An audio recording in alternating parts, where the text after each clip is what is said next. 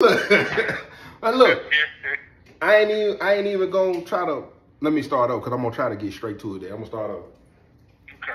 Okay, so boom, y'all already know what time it is. You're now tuned in with your guys, Big Joe and Lil Joe. When I say Big Joe, I'm talking about me. He Lil Joe, and I'm not gonna go back and forth with you in the comment section. Y'all know better.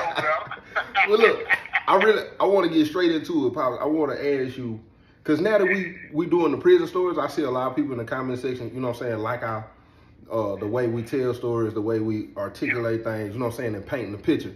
And regardless of how many stories we tell, I don't think people really realize the reality of what it is that we're actually talking about. Being there, living it, experiencing it. You can talk about it and people can kind of visualize it, but it's different actually being there and experiencing it. But I did want to ask you this, because we done had hundreds of conversations about, you know, it taking a toll on you mentally and physically. I want to ask, can you think of like one of the hardest moments you had in prison other than losing granddaddy and grandmama? Something that was going on maybe within the affiliation or within the institution, like things being changed. Because I know when you went in, I know that they still had cigarettes. It was a lot more open. Like, can you think of something that was hard on you mentally to adjust to even in there, or something within the affiliation, like something that was going on? Well, it has more to do with you and Montrez that something I had to adjust to. A person can say that they can adapt to anything, any situation, any environment, and that's true to an extent, right? But when you see your own child that you love and want the best for, even if you contributed to the downfall, because I think I contributed to you and Montrez end up being in prison. That's just what it is with me, and I ain't gonna go back and forth with you on that. But I believe that, you know, that was a hard adjustment for me, because I had to, on the one hand, make sure that I still presented myself in a way to where, because I was still in rotation when y'all came into the penitentiary. I had to still present myself in a way to where I couldn't show no weakness, right? But my biggest weaknesses were in the penitentiary with me. You feel what I'm saying? Meaning, y'all, if something would have happened to y'all, then, you know what I mean? So I had to worry about different affiliations trying to manipulate that, man. And I don't think people, when you said something about them listening to our stories and how we articulate them and they like them, I don't think people can really get a full grasp of what that really means if you're not in this environment. Seeing your own child walk across the compound, right? And 1 minute you happy, you know what I'm saying, to see them, but at the same time you crushed, because, okay, now I got to go to a whole nother level. I will hurt somebody about you. You feel what I'm saying? And that can interfere with all the other things that might be going on. And then when you're an affiliate, you know what I'm saying, you're part of an organization, you got to think about which comes first. Which comes first? Right. Do my child come first, or do the organization come first? The organization would say that it comes first, but the reality for me was that's not going to be. And let me pause you right there, because I done told people that so many times, like, you could be in there with a sibling, you could be in there with a relative, and if you're affiliated, if you're this and they're that gang or organization, you're gonna have to choose the organization or gang over your family. And I don't think people realize how dead serious they be. I mean, you can hear me say it, but actually being there and they pull you in the cell and they say to you, you do know if this pop off or crack off or whatever language, you do know you're gonna have to, and if you don't.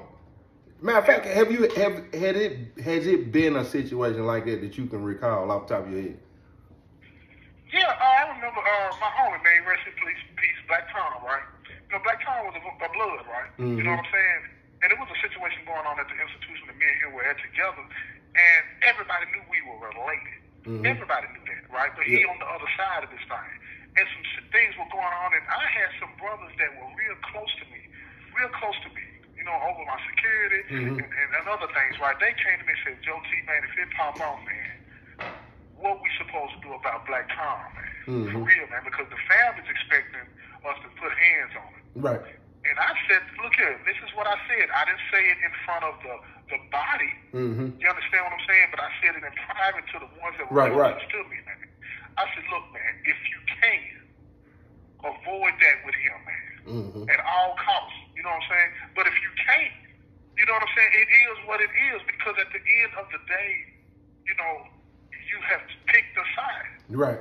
And they did everything they could to avoid those types of situations. But when it came to y'all, it was understood.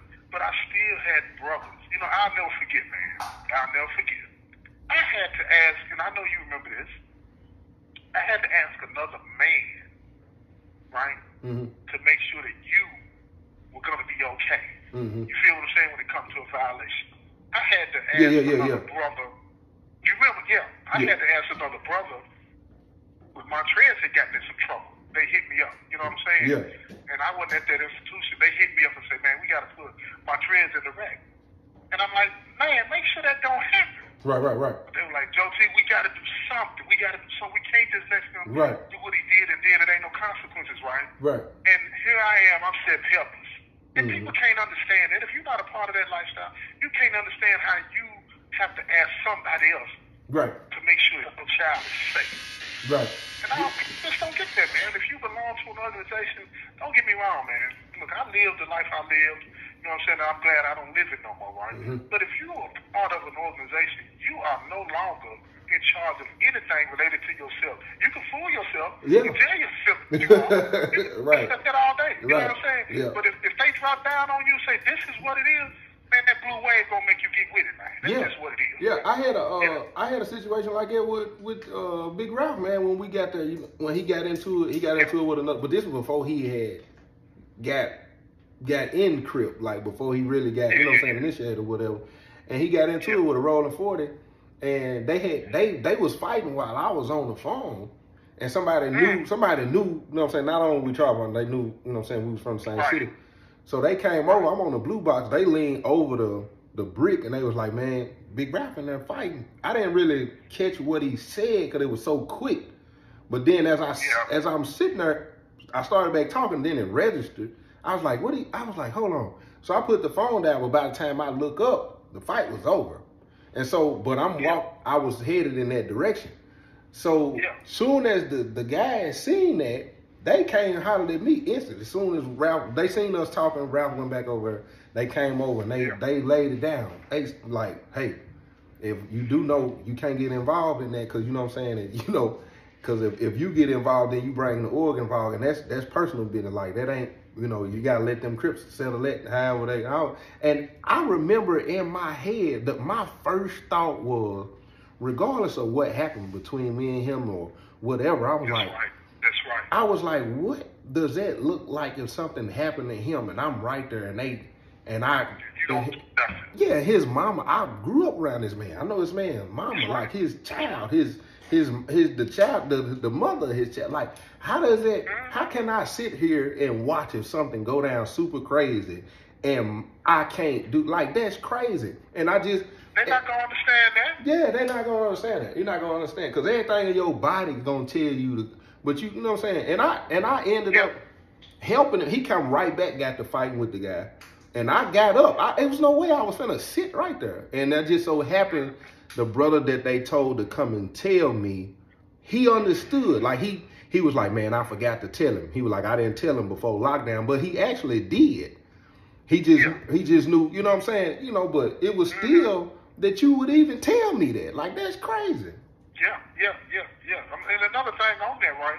That's why you have a lot of brothers, man, that will create a story that will allow them to get in the business. You see what I'm saying? Right. Opposition. On behalf of who they mess with. That's why you have a lot of problems. It ain't no like honesty with the mob. You see what I'm saying? It's like, okay, this person I mess with, if something happens, if he get involved, we get involved. You can't say that out loud. So you gotta lie to the people that you say you love and all this and that to get them involved in something. And then if they find out that you were lying about it, then they gonna chop your head off. You feel what I'm saying? And then you gotta worry about the brothers who wanna find out if you lying just so they can do something to you. You know, because that they look. Yeah, it's a dangerous life to live, like, all the way through. What the biggest thing is this is one of my biggest adjustments since I've been home. Is breaking the thought pattern that you have to overcome. You know what I'm saying? Because it ain't nobody in this planet that'll survive years of prison without learning how to be manipulative or read body language. It's gonna happen, man. It's gonna happen. Yeah. And coming home, a lot of people who come home from prison, their number one problem that end up getting them in trouble or burning bridges or killed is they come home and start applying those ways. And, I knew before I came home, I'm not bringing that home. Not to say I ain't had moments, but I knew that's not what I'm finna be. But the majority of people I know in the graveyard are back in there, they came home thinking they can be penitentiary slick. And it don't make sense out there to even be like that. Right. But even when you are part, if you're gonna be honest, even when you are a part of the business and you own the town, you know it don't make sense. You know it don't make sense. Some of the rules that you have to go by, some of the ways you gotta move and stuff like that. You know it don't make sense. Being a part of an org, man, is almost like being, you know what a piranha fish is, right? It's like a pack of piranhas. Yeah. As soon as any one of those piranhas get nicked, it don't matter how they get nicked and start bleeding, the whole pack gonna turn on them and attack them. Yeah, that's what surviving the gang is about. And it's gonna be quick too. It's gonna be real quick. Yeah. It's gonna be quick. And the same people that just a few minutes ago or a few days ago that might have been looking at you, telling you that they love you, smoking a joint with you, drinking some liquor with you, kicking with you, talking about your family, asking about your sisters and your brothers and your kids. Those same people will be the ones that be sticking you in your back. Got a knife in your neck. And laughing at you and calling you out of your name. And laughing. Disrespecting you. And I'm talking about that quick. It go from 0 to 1,000 that quick. And there's no way. And I wish it was some way whether you could do it or I could do it. It is really hard to be able to describe that in storytelling so that people could really feel what that's like. Yeah, you can't. You feel what I'm saying? You can't, man, because like you really can't. Just being there and knowing, even being in them moments and the fear that's over you, but you have no choice. You know what I'm saying? Let me give you something that just popped in my head that might be the closest that you can get, because I think a lot of times we don't have to have the same experience, but we can have shared experiences, meaning they can go through something that might be able to describe that feeling. Imagine when you were in a relationship. I'm talking to people that are listening, right? Imagine that you're in a relationship with somebody that don't care about you, right? You know that they don't care about you. You feel what I'm saying? But you care about them with all you got. You understand? You haven't woken up to the idea of, I need to move on yet. And you care about them with all you got. But they mistreat you at every turn they get an opportunity to mistreat you, right? And you just waiting on that extra drop. You're just waiting on that extra. That's what it's like when you're part of an organization and you're not woke yet. Right. You know that they'll mistreat you. You know that this is not what you should be doing, but you want it. Right. You want it. Yeah. And then your worstest nightmare is going to eventually come true. Right. Because that axe is going to drop. And when it drops, it's going to be unlike anything that you've ever imagined it could be. And it's going to hurt you to the core of your being, because all of the people that told you to beware of that, you're going to think about all of those voices in your head when they said beware, because now you're going to realize that they were right. And you're going to realize that a lot of the years that you spent dedicated to that relationship were in vain. You're going to realize that, and it's going to hurt you to your core. And you might not recover. And that's what you mean, I believe, when you say a lot of people bring that home. They know it's dirty. They don't. But you learn to be manipulative, and you take it home with you. The recovery is like it's that bad aftertaste, because that applies out here or in prison. When that happens, the trust issue, the layers of trauma. Appreciate that, bro. The layers of trauma thicken. You know what I'm saying? Because when you love and you trust and you go beyond measures, and then that person bites you in your back, that layer of trauma, it's hard to restore that, especially when you meet new people or new because you like, man, I ain't letting that happen again. Like I don't let them folks so close. Yeah. Yeah, trauma is not exclusive to the event that caused it. Exactly. It bleeds over to everything that happens to you after that. You know what I'm saying? So it's really hard, man. It is really, really hard. And when you live in this environment, like you spoke a few minutes ago, when you live in this environment, you learn all of those manipulative ways to survive this. Right. And then it's almost hard. And I'm proud of you that you've been able to shake it off. You feel what I'm saying, so to speak. And because a lot of people don't get that. Right. A lot of people don't get that. They get out there, man, and they'll try, but they don't get it right. They don't get it right. And they're laying back up in here in the graveyard, and somebody be like, man, they should have did this or they should have did that. You know what I mean? Right. So, but tell me though, what would you tell somebody? Well, what would you tell somebody that's listening right now what they should do? Because you've done it. What would you tell them? If I'm gonna be blunt, I don't have an answer, Daddy. I can sit here and make it sound good. I can sit here and put some words together, but you're gonna have to experience some things and to process it to really even understand it. Like, be aware. This is the only thing I can say. Be aware of yourself, your triggers, and your trauma. What done happened to you, and do not let that bleed on people who did not cut you. That's the best answer I can have, because when you go through prison, when you go through that time like it, or in a relationship like you experienced, a lot of time their blood spew on people who didn't do the damage. You know what I'm saying? And it had nothing to do with it. Yeah, it had nothing to do with it. Self-awareness is the best answer to that. If you're aware of self and knowing, I'm only treating this person this way because I was hurt. I'm only doing this because I don't trust. It's an internal issue. And if you can start to deal with that, then you on the better end of it. Because a lot of times, like you used to tell me, a lot of times people, when you talking to somebody, it's coming from a filter. It could be the same thing in behavior. You're acting a certain way because it's a filter of how you was treated, or you know what I'm saying, or what it's a reflection of something. Yeah. It's coming through that filter, whatever you experience, no question about it. Look, Dad, I hate to cut this off. My other actor, Jazz just got here. The other actor just got here. Man, this is a great conversation. Right. We're gonna have